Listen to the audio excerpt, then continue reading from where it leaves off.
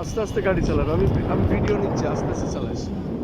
শুধু দর্শক, আমরা দেখতে পাচ্ছি সচিবালয় এলাকাটি গতকাল অপ্রীতিকর কিছু ঘটনা ঘটার পরে আনসারদের নিয়ে তারপরে সচিবালয় বাংলাদেশ সচিবালয় এলাকাটি র্যাব, পুলিশ প্রশাসন, সেনাবাহিনী খুব তৎপর। আমরা দেখতে পাচ্ছি বাংলাদেশ সচিবালয় এলাকাটি গতকাল রাত্রে যে সমস্যাটা ছিল, এই সমস্যার কারণে এখন র্যাব, পুলিশ এবং সেনাবাহিনী অত্যন্ত তৎপর এবং এই এলাকাটা আমরা দেখতে পাচ্ছি অত্যন্ত পরিচ্ছন্ন। আগের সেই অবস্থানটা আর নাই।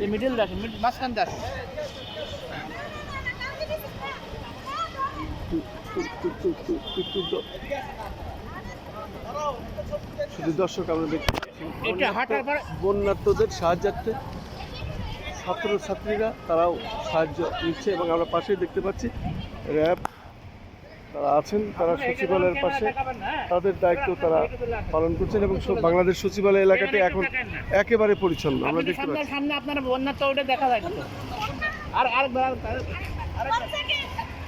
আমরা দেখতে পাচ্ছি বন্যার্তদের সাহায্যার্থে তারা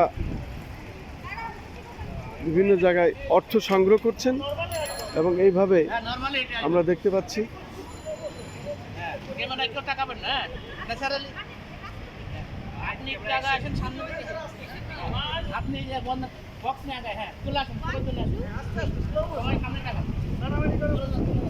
শুধু দর্শক, বাংলাদেশ সচিবালয় এলাকাটির সামনে আমি দেখতে পাচ্ছি এক ঝাঁক তরুণী তারা বন্যার্তদের সাহায্যার্থে কাজ করছেন। আমরা দেখতে পাচ্ছি বাংলাদেশ সচিবালয়ের সামনে থেকে একজন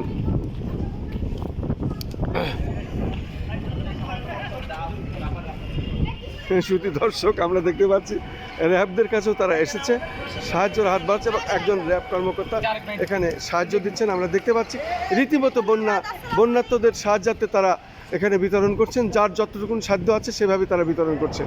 আমরা দেখতে পাচ্ছি, আমরা সেটাই দেখতে পাচ্ছি। আমরা বাংলাদেশ সচিবালয়ের সামনের দৃশ্যটি আমরা দেখতে পাচ্ছি। আমরা বাংলাদেশ সচিবালয়ের সামনের যে চিত্রটি সেটাই আমরা ধারণ করছি। আমরা দেখতে পাচ্ছি র্যাবের প্রত্যেকে এখানে অর্থ বিতরণ করছেন, যে যতটুকুন পারেন সাধ্যমতো দিচ্ছেন। এক ঝাঁক তরুণী তারা এই বন্যার সাহায্যার্থে এগিয়ে এসেছেন। আমরা দেখতে পাচ্ছি বাংলাদেশ সচিবালয়ের সামনের চিত্রটি ঠিক এমনই।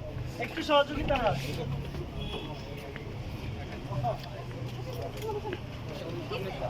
ঠিক আছে, ওকে আমি আলাদা তুমি পিছনে বসো, দূরে যাই, পারবেন।